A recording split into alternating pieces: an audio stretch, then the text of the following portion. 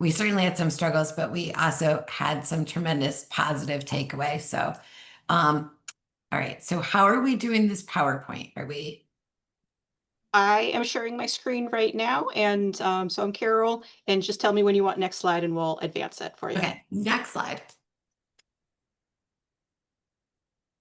So in July of last year, we were hit by an F2 tornado.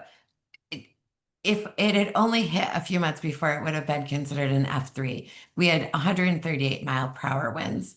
The damage was absolutely breathtaking, tremendous. The damage was absolutely devastating to the city and still is today. Go ahead with the next slide, please. 400 buildings were damaged. If you were to drive around Rome today, you'd still see many of those buildings without roofs, without foundations. Trees are still lost. 82 damaged without hope of rebuilding. So, and those were mostly homes, and that we're still really reeling from is the loss of so many homes. 70,000 were left without power for days. 10,000 were left for power for longer than 10 days. Our establishment, where both Noah and I are here now, is our administration impact center, and we were left without power for 14 days. They estimate $23.6 million in damages. But with all of that said, what we ended up doing was pivoting, and it was very apparent that we needed to help. And in those about 14 days, we ended up serving 46,000 hot meals were served from this building. Go ahead. So the Connected Initiative started about 6 or 7 years ago. We'll kind of tell you what we do, and that will explain why we were able to do what we did. And we build community schools. We partner with public schools to build community schools. And Noah can certainly explain what a community school is. Yeah, so a community school is basically any school that has something that'll bring in the public, whether it's playground, community garden. So our job with Connected is pretty much basically making sure that our schools, families, and communities are all working together to support each other. I think one of our biggest strengths is definitely our connections to the community. When this tragedy hit, within the snap of a finger, we had 10, 20, 30, 40. Any restaurant you can name in the area was trying to bring us donations, about bringing staff to us. So I think it's really focusing on bringing the community and kind of bridging that gap between community and school. Yeah. So in 7 years, we we started in Rome, New York, and now we have 53 connected community schools that cover about 7 counties. And our model of a community school is a little bit different, that we really have always focused on the basic needs of students, preparing them for the classrooms. So whether that's tangible items such as food and snacks and jackets and school supplies and hygiene and et cetera, that are all housed in hubs in all of our schools, or that's resources and services such as mental health resources, dental resources, primary care, insurance, et cetera. So we do a lot of response work, and so we were a little bit prepared for this storm that hit us. Go ahead. So day one, this was tragic for us as well on a very personal level. There was about a dozen of us in this building. If you were to come here, which you all should, if you're ever in Rome, it's a beautiful building. We are in a very old Rome City Hall building that's just about 200 years old, that we had remodeled for our impact center. It's a beautiful building. Only 2 days before the storm hit, we had just finally finished remodeling the downstairs, which is colorful, and you can see a little bit in the background of Noah's. We had just started using it when the storm hit. So we had a dozen or so staff in the building. When I say if you haven't been through a tornado, it's nothing that you want to go through. The storm hit this building like a Mack truck, and the windows, and we lost all the windows up in our third floor or our attic space. The windows, the doors were just like rubber, they were just going in and out. The doors flew open. It was a very, very, very traumatic event to be in this building and be unsure if we were safe or not. Luckily, we all were safe. Just minutes after the storm, it was very apparent that there was going to be some damage.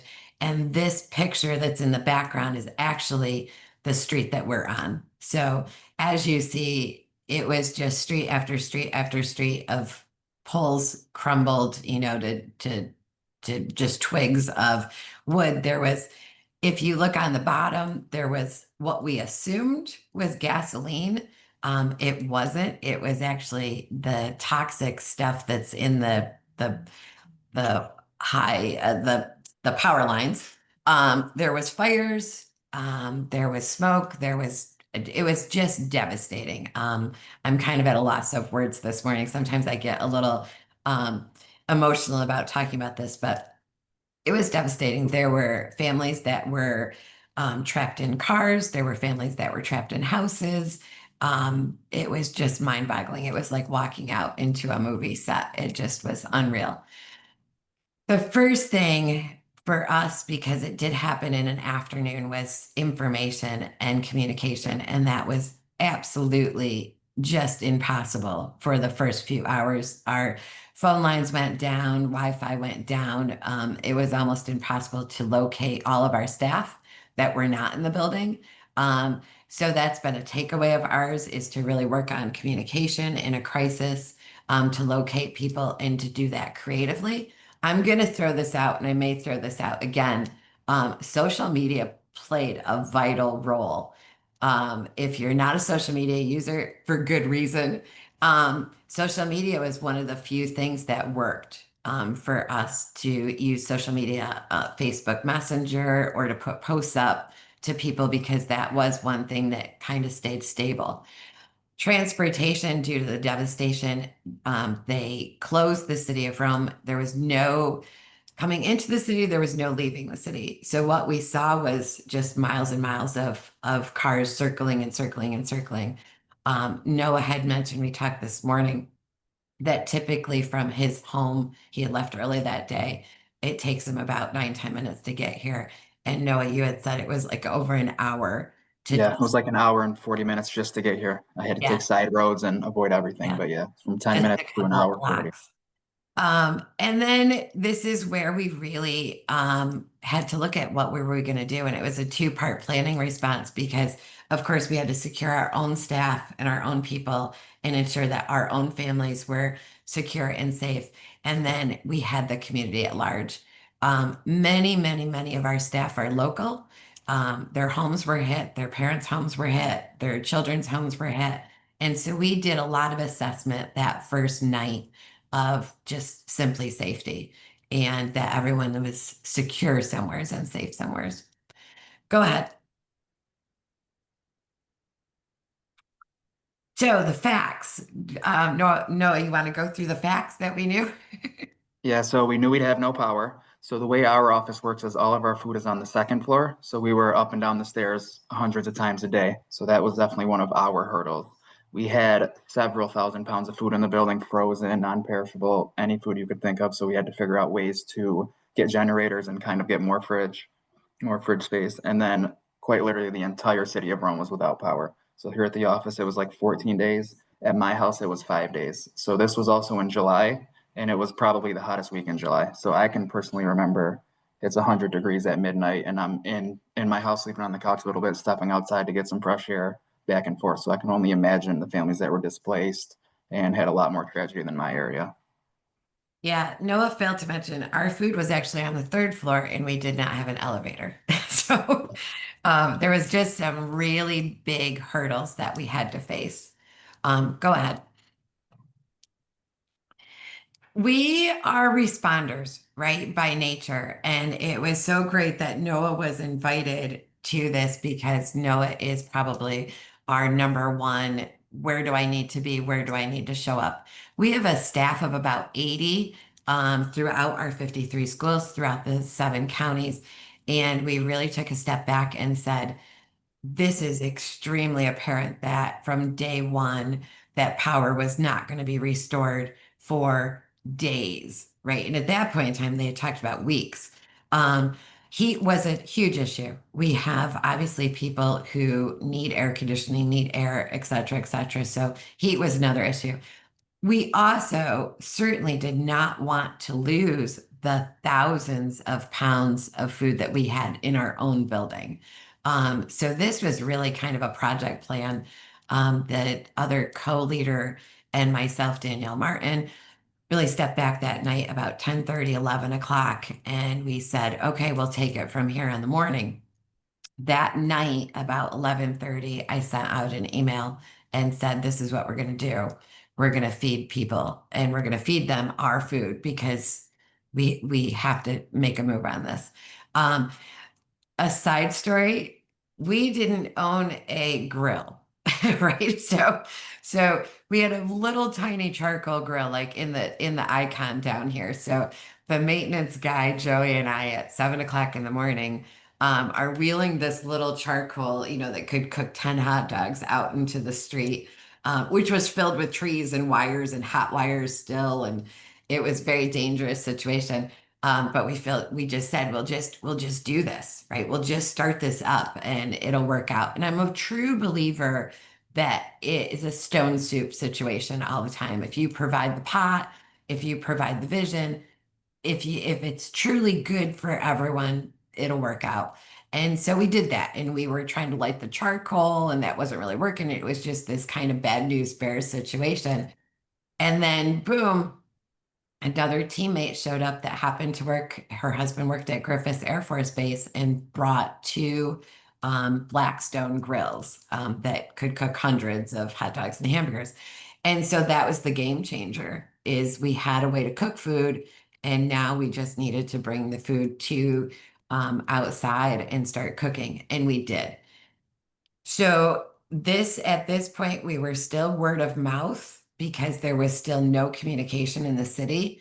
Um, but our neighborhood came together, and the first meal that we served was about 300 people had come. Um, from there, it just grew. Slowly, we were able to communicate through, again, social media. Cell phones were still not reliable at all. So we were able to post on social media that there was help here.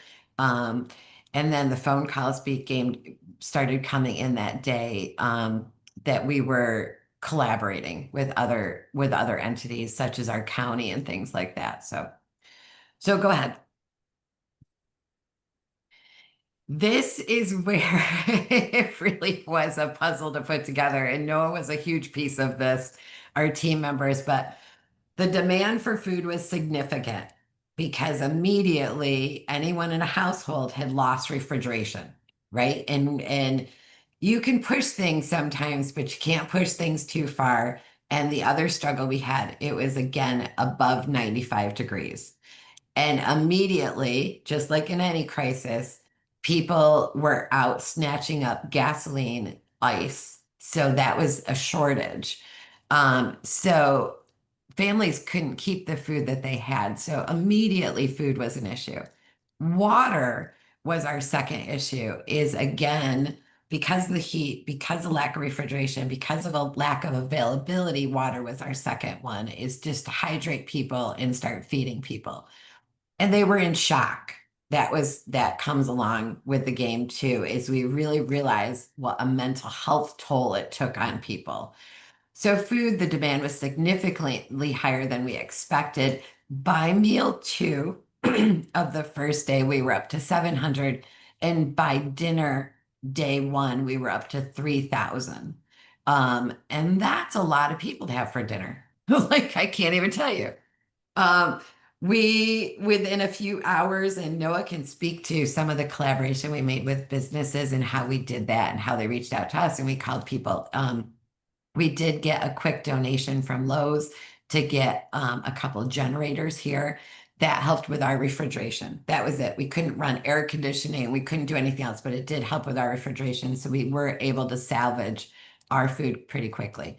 Communication, as that kind of became a little bit better as the hours and days went by, communication was an enormous part of this.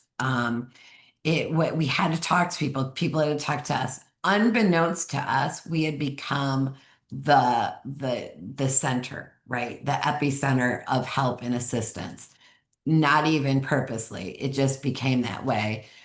So very quickly, we were coordinating with the county, we were coordinating with National Grid, we were coordinating with other partners, and we'll get into a little bit more detail of that.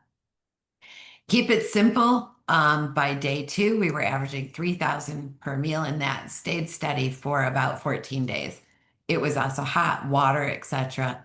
And we had to keep things simple, and we'll talk about that too. Collaboration. We were designated then officially an impact center, and we started working with larger entities. And what we needed to know and what we didn't know and what other people needed to know. That was really, and on a county level, since this has happened, we have put an enormous amount of energy into who-ed projects or co-ed projects that really speak to that collaboration on a macro level. Because if this were to happen again, which we certainly hope it doesn't, which they're actually calling for the weather tonight being very similar to tornado weather. We didn't know what everyone had, refrigeration, ice trucks, communication satellites or something from the county. So we've learned a lot since then. Noah, do you want to talk anything about this macro level? No, so I think a lot of it was just communication and collaboration. So I know day 1, we have a lot of documentation that we do when we work with families and whatnot. But by the middle of day 1, we pretty much put that to a halt and said, like, we just need to help. There's no time to have these people sit down. We just need to help. Give them food, give them what they need, have them come back tomorrow. So that pretty much went on for, I think it was 8 or 9 days of just straight helping out the community. Mm-hmm. Absolutely. Okay, let's see the next slide. Back to food, right? I know that this is a food conference, and when we tell our story, it's hard kind of to pinpoint different areas, but specifically talking about food, um, at first you try to do everything to the fullest, right? Where are paper plates, and where are silverware, and where is this? And we located tables and chairs for people to sit and eat. And our meals were pretty I don't want to say glamorous, but it was the food we had in the building, and we cooked food. And that was everything from pork chops to sausage to steaks to, potatoes, the whole works. As that food depleted, that just wasn't sustainable any longer. So we really stepped back and said, we need to keep this simple. We had no money for this. Not that we couldn't secure things, but most nonprofit organizations don't have money just sitting in the bank waiting for the day that, this huge crisis happens. So um, we took it back and we focused on food safety, which was difficult in the environment that we were in. And we focused on feed as many people as quickly as we can. So we really resorted to, hot dogs and chips and soda and water and granola bars and sandwiches and fruit. And we also focused on food safety, which we had to slow a lot of people down to really focus on proper refrigeration, food temperatures, checks, and we designated someone to kind of continue to check on that. The last thing we needed with 70,000 people out of power and 3,000 people just in our neighborhood struggling is, an outbreak of salmonella, right? Like we didn't need any other crisis to happen. So we ensured people were wearing gloves and cleaning their food spaces, etc. Like and garbage became another issue. Obviously, garbage trucks could not navigate the city, so garbage was piling up, and we had to kind of navigate that. We did finally navigate getting some porta potties, right? Because our building was getting inundated and overused, and we were afraid of having some real issues with that. We also really needed to look at special populations. When you talk about 3,000 people, there were certainly babies and elderly and special diets, and we needed to navigate how we were going to work with that. We didn't want anyone to go hungry. The part of dealing with or navigating, collaborating with restaurants, that's where Noah shined. Noah grew up in Rome. He knew a lot of people. And I think at one point we just yelled to Noah and said, get on the phones with restaurants. We knew that a lot of people wanted to give. We knew that people wanted to collaborate, and we just had to organize that. So he took the lead on that. Noah, do you want to talk Yeah, about? so that goes back to social media playing such a vital role. So I just simply put a status on Facebook. Hey, everyone knows what just happened yesterday. I'm at Connected. We need help. And next thing you know, I think it maybe 40 comments by the end of the day, Yeah. a bunch of restaurants calling me. So I think it was like 17 restaurants that day alone brought us food, to-go Yeah. boxes, silverware, anything you can think of that they had that would help us. Yeah. Go ahead to the next slide.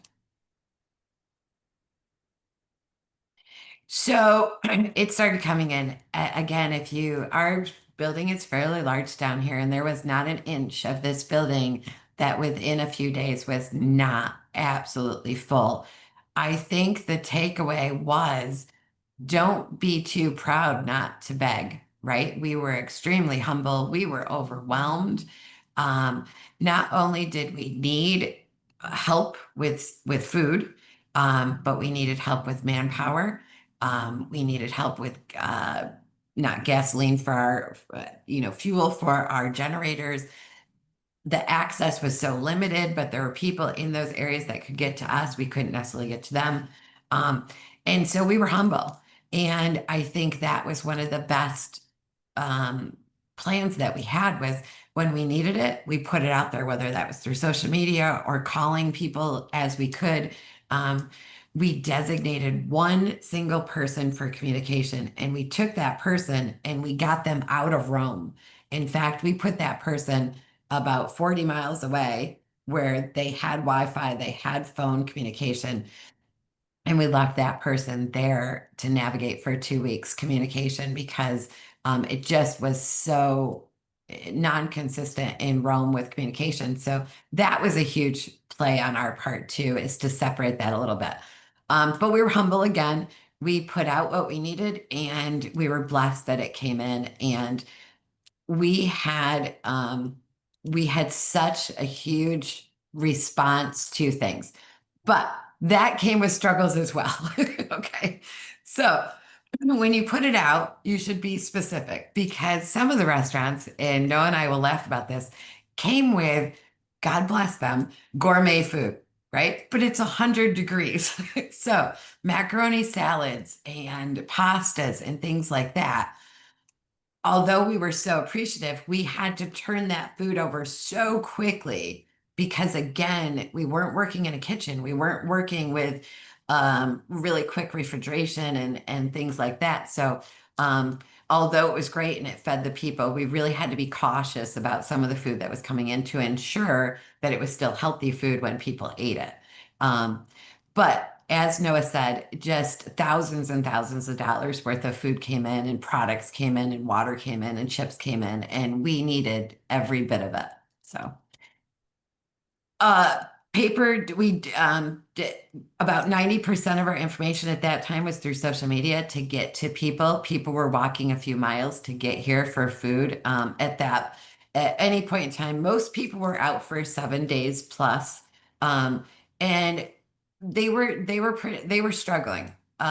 Things had gotten pretty bad. They had cleaned up a safe spot for us outside that we put tables and things, but we were still feeding people with live wires and hot wires and glass. Our roof, parts of our roof were just outside the street. So it was constantly a juggling of safety, food safety, watching, excuse me, for people in the heat. We did have people who were really struggling with diabetes. We were having people struggling with heat in general. We had elderly. So as those things came into play, that's when we identified. So you identify, right? Now we have a medical need. So we contacted the hospital. We contacted a medical response to be here on scene. As we saw mental health crisis, because that was very apparent from day one of people in shock, people not processing what had happened. They had lost their homes, they had lost their pet, they had lost their cars, they had lost, people were in shock. So as soon as it was identified, we got on the phone, emailed, etc., and got that resource to us. We were obviously not sending people to resources. We were bringing here. Veterans, we had a large population of veterans. We had a large population of disabled individuals who had come that we navigated. We also worked with the county on safe shelter, right? There had to be a component of safe shelter because so many homes had been lost. Um, yeah, we work with the American Red Cross, of course. We worked with several local organizations that came together, but it really did take a village, I think was really the end of the day was we couldn't have done this work alone. Some of the things that we implemented very quickly was every single morning we had a huddle to update everyone on the new information. We took charge and assigned tasks, and we made those very clear. Someone was over communication. We had to have someone over volunteers. We had to have someone over food. We had basic runners, God bless them, that literally ran 3 flights of stairs and down hundreds of times a day with, large packages of food or ice and things. Um, it got to a point where we did have to talk about security, and we did kind of appoint some people just to kind of keep an eye on security issues. And then we had to appoint a person who had overseen a few people for donations. We wanted to thank people in the end too, so we did our best to kind of keep track of those kind of things and take names and numbers so we could thank people afterwards. And we had a whole team that was just focused on cooking and food distribution.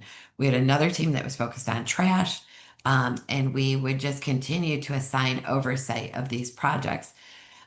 We made the best attempt to keep the most updated and accurate information out there to families and talk to them as they were coming through. Um, we had kind of a schedule of the day, and we would brief, throughout the day on any concerns and changes. That was one of the first times we implemented walkie-talkies. We have a large building. We are still using walkie-talkies to this day. Walkie-talkies work. So yeah. Noah, do you want to comment on any of this? knows, but another test that we quickly realized is how many people were actually displaced. So Rome did a great job at putting those displaced people in different hotels all around. So we actually put a team together here, breakfast, lunch, and dinner, made, I think it was 60 meals per hotel, delivered them there for all three. So we were able to hit people that weren't able to make it to us as well. So I think that's another key part of our success. It was. And sometimes volunteers are hard, right? Because they're not familiar with their team. They're not necessarily trained with the same skill set and things. But those were the things that we could utilize volunteers for is deliveries of food to hotels or trash cleanup or, meal prep, those kind of things. So we very quickly, what could our team do versus what could volunteers do?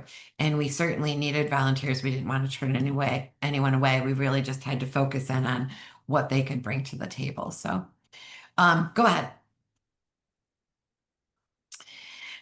I briefly said this, mental health it's another enormous challenge. These are all real pictures. The street, so our building is to the right here on the first street. Um, we didn't quite get a picture behind us, but our building is sizable, it's old, it's a brick building.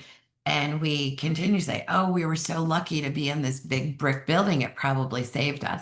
But only maybe 50 yards away, it was St. Mary's Church, which is another enormous brick building that got pummeled to the ground. And it had to be actually taken, the foundation actually had to be taken down because there was nothing left of the church. So the force of this storm was just unimaginable. To the left of this picture was another church that still to this day has no roof and no foundation to it. It just is kind of the skeleton that's standing there still, and they're trying to decide. Mental health was a huge part of this because unlike other traumas, you were still seeing it every day, right? You'd walk out of your home and all of this disaster was still there. So I think it was kind of a chronic mental health struggle that people couldn't get away from, couldn't leave the city either. And your resources were so limited because you were stuck in this crisis. The heat didn't help. So we really did focus on getting a lot of mental health supports. We also have a great relationship with the United Methodist Church and UMCOR. UMCOR was phenomenal on coming in And I will share a story. I'm not sure where you all are from, but not necessarily in our little couple of blocks here, but just a couple blocks away, the Mennonites came and cleared property in the city as well. So, help was coming from all different facets of our community, which was just amazing. Homelessness and safety.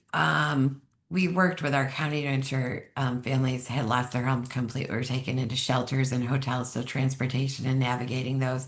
Um, Unfortunately, some people insisted on staying in their homes that were unsafe, and there were some incidents that kind of occurred afterwards that were disappointing, heartbreaking. The other thing is we did get to know our National Grid guys. And this picture right here I put in there because it's a beautiful story. So these men and women were working, 20 hours a day trying to restore power, and it was hot again, and they were having a difficult time. And at one point, a few days into it, their crew came up to our crew and said, "Oh, we ordered too much lunch, and it was these enormous bags of subs." And they donated to us food, which was it was kind of a beautiful moment that we were both sharing. So I did talk about special populations and navigating those populations, and that, we will continue to really look at that in any crisis situation or any macro project we're doing, is not to forget that everyone is not a cookie cutter person, and translation and, you know, uh, just special needs for certain people that we had to accommodate to, which we were more than willing to try to find those resources for. So, yeah, go ahead. Plan for the worst and hope for the best. And that's been our motto really ever since. We did have a lot of takeaways from this experience, and we have invested in generator and gas. If you're familiar with the central New York area, it was us last year in July, but this past summer, Clark Mills, which is only minutes away from us, was hit yet again by another tornado. And Rome actually had I don't know, microburst or something only a week or two before that. So this has happened again. Um, I guess that's the world we live in. And so we really have continued to talk about how to prepare for this. We have secured refrigeration and power. CNY Food Bank is one of our largest sponsors. We've continued to talk to them about the resources they have. Um, Communication, Noah, you can speak to communication about social media was so powerful. Yeah, so I think without social media, none of this would have happened. So like I said earlier, just I put one status up, so many people came in. Connected put one post up, so many people came in. Those posts led to us being on the news and the county posting us, and pretty much like Melissa said, we were the center for any support in Rome for pretty much those 14 days. Yeah, definitely. Collaboration. Noah's one of these people.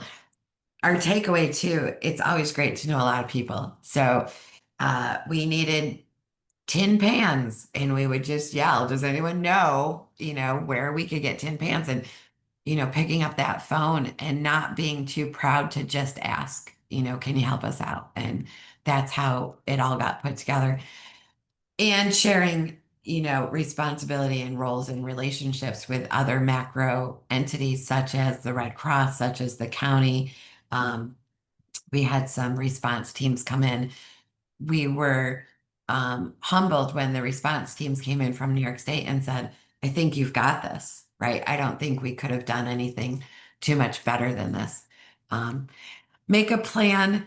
We have spent some time. You can't plan for every scenario, but we have spent some time that really the infrastructure of any crisis stays the same.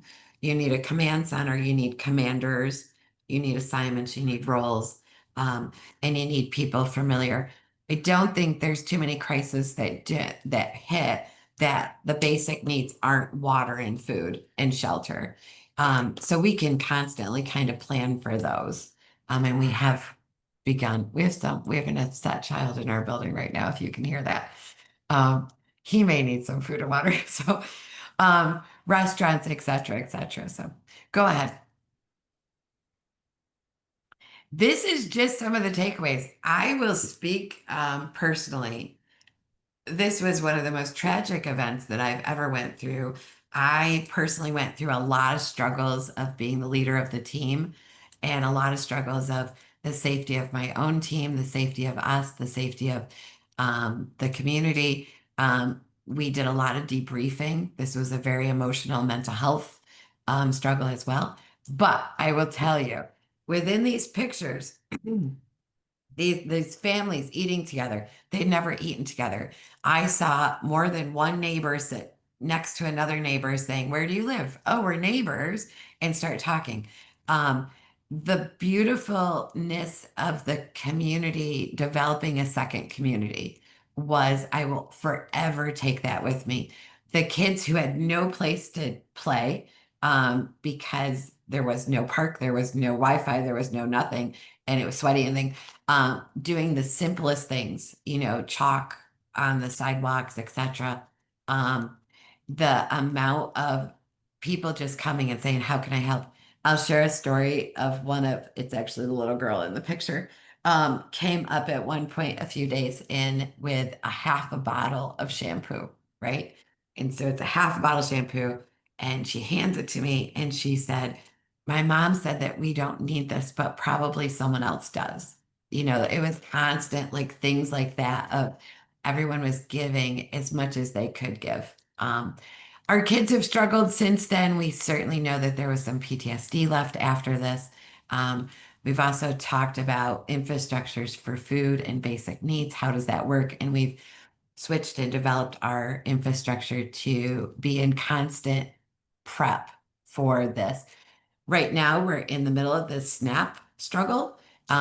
This is, I mean, it's not a tornado. We're not quite all eating outside, but we're really using that basic infrastructure as we did then to respond to the countless people who are not having adequate food right now. So as horrific as it was, there were beautiful moments as well.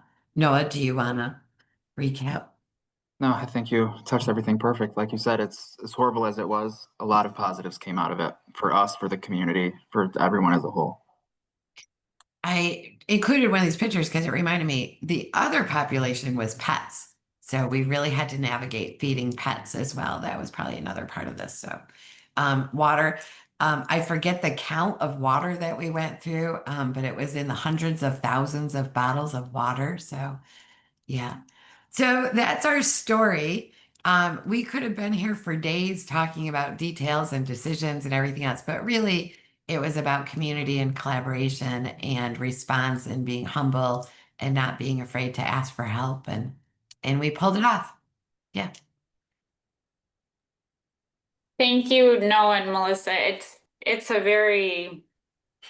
an amazing story, what you were able to do and how you were able to help.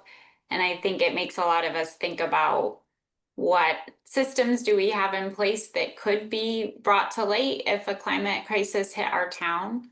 Like you said, a lot of people are experiencing that now with SNAP, but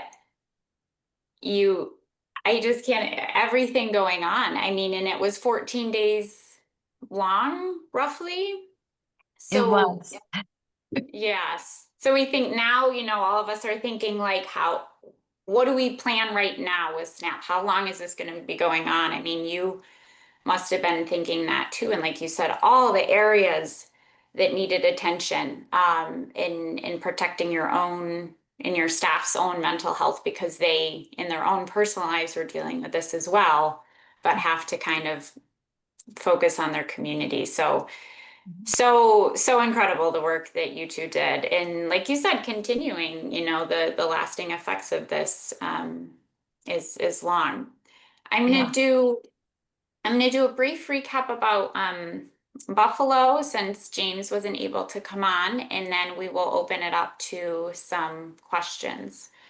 So like I said, and I'm sure many of you remember the storm of December 2022, tragically right before the holidays.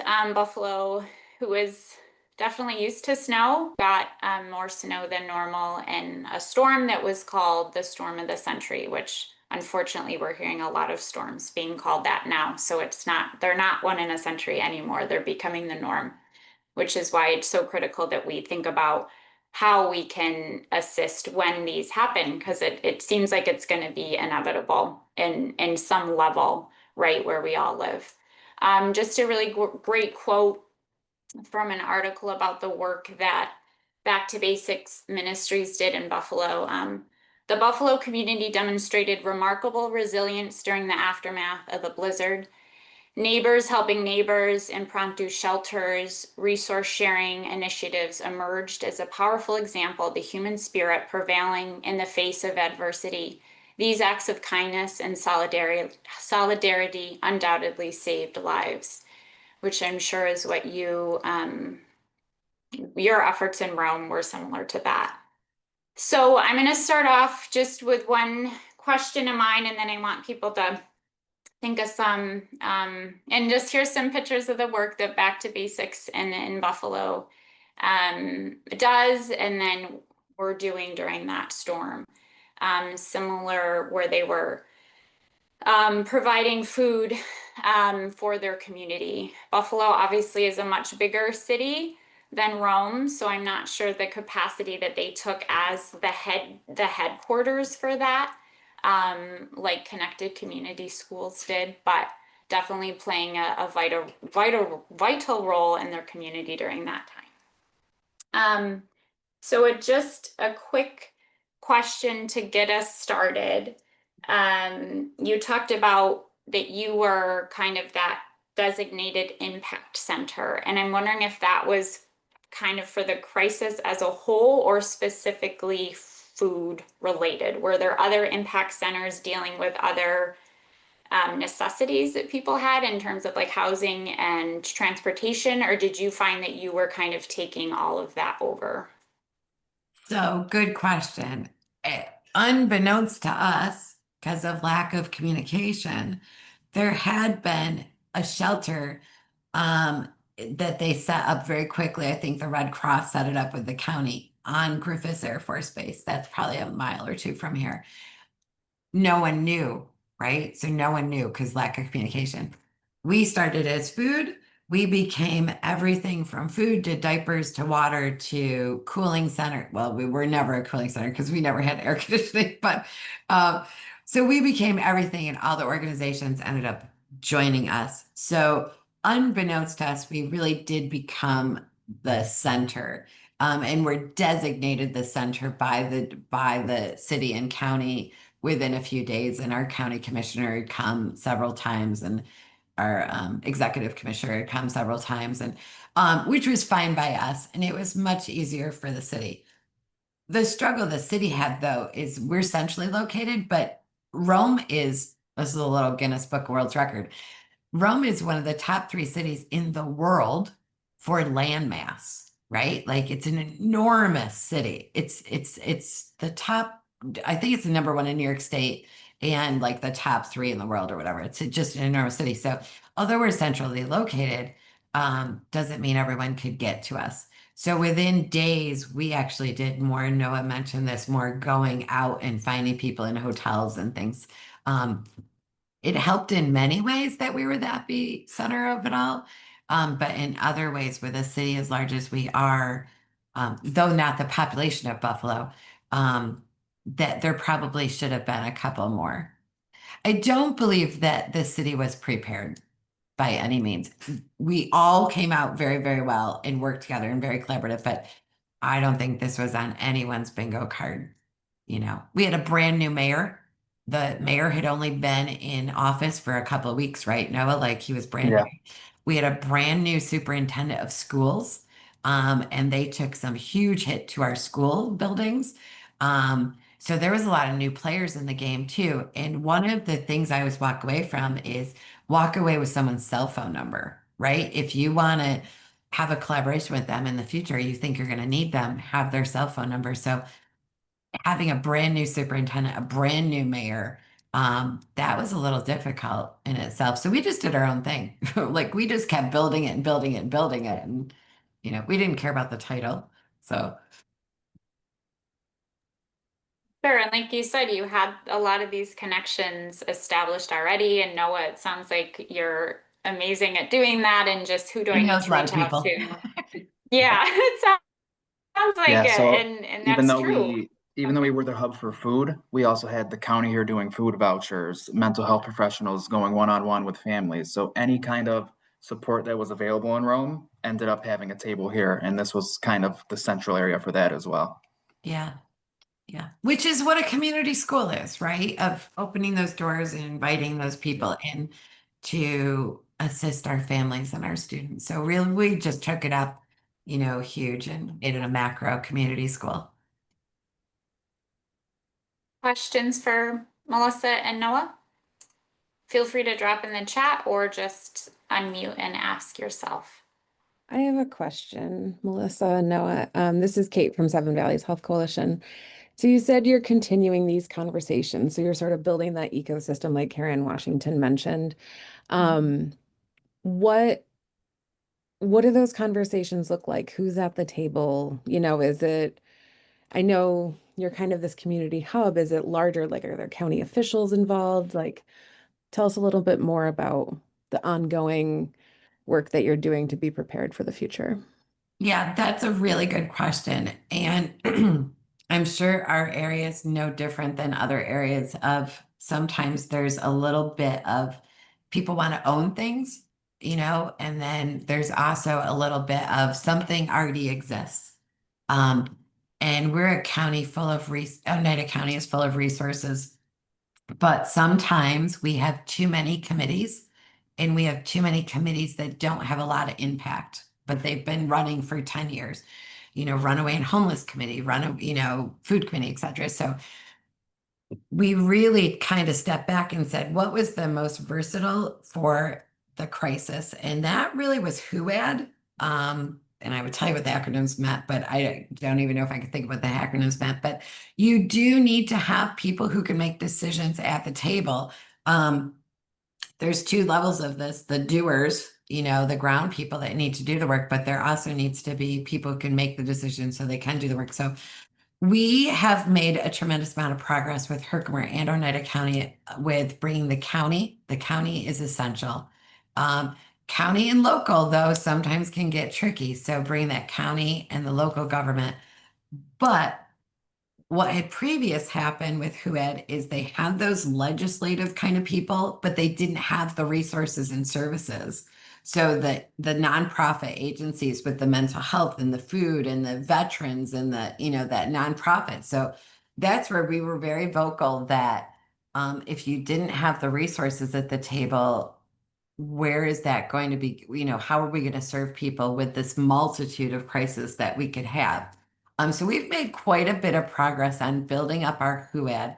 We also wanted it neutral, so no one owned it.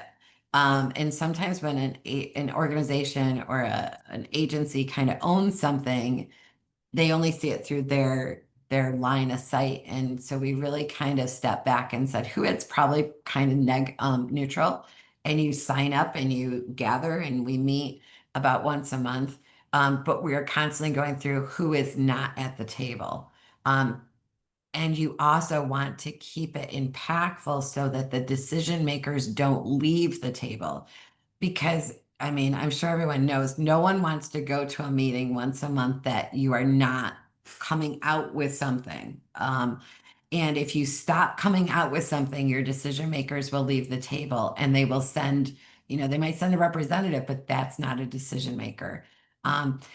One of the first things we did was take inventory of what people had. We didn't realize the county owned generators. They're sitting in a warehouse someplace. We didn't realize that the sheriff's department has a communication satellite, something that they bring and it's portable. We didn't realize that there's refrigeration trucks available, we'd have to come up and over them getting in and out of Rome, but for our specific thing. But first thing we did was take an inventory of what people had. So I hope that helps. Yeah, that's great. Thank you. Yeah.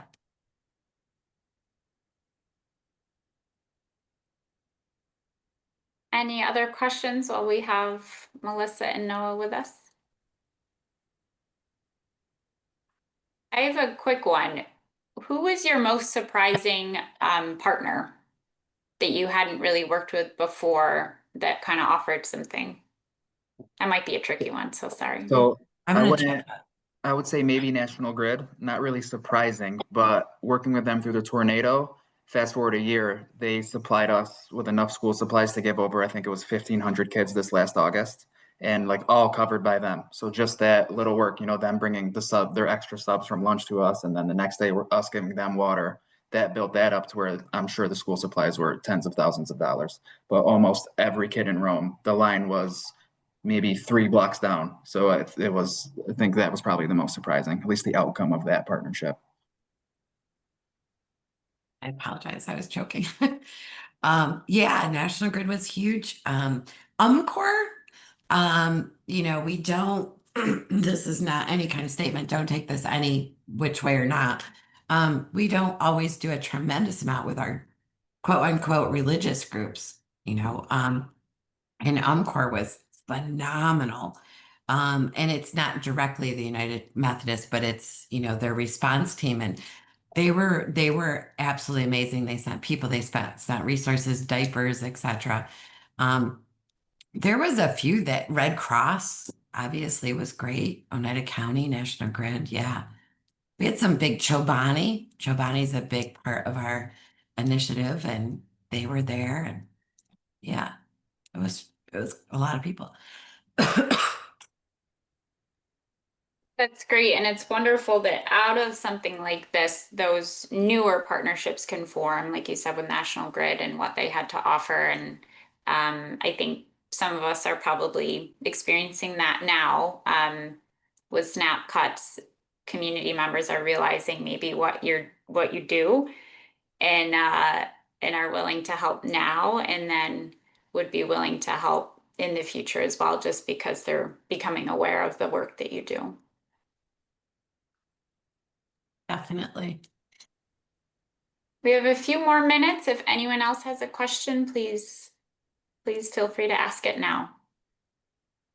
No wrong question. I think to look back on it, we've often said it's kind of like planning for an event, a wedding, a reunion, whatever, like everything you need. It's very similar to that. Like you need a bathroom, you need, tables, you need chairs, you need, access to this, access to that. And then, whatever the crisis is, you kind of, evolve into that. Mental health, I think, was a big, um, I want to say mental health resources and services for our own staff and the community were probably just as large as food. Yeah.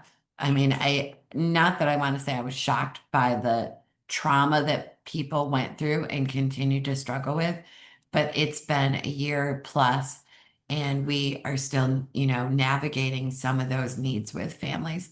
We had children in line for food that, a cloud would go by and the kid would go into, full panic. And I know that still happens in our schools. And I mean, we've gotten some big storms since, and people get nervous. Tonight, we're supposed to have some high winds. And I know that just brings up the anxiety for people.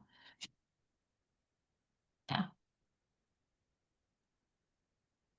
All right. Well, Noah and Melissa, we thank you so much for giving us your time and sharing your Anytime. story and for all the work that you've done and you continue to do, especially right now. So thank you so much. We really Yeah. No, appreciate. thank you guys. Thank you for the invite. Yeah. Yes. Enjoy. Yes. And Thank again, you. sorry for the tech glitch, but we made it happen and No, Yeah, no, it's yeah, all we good. really appreciate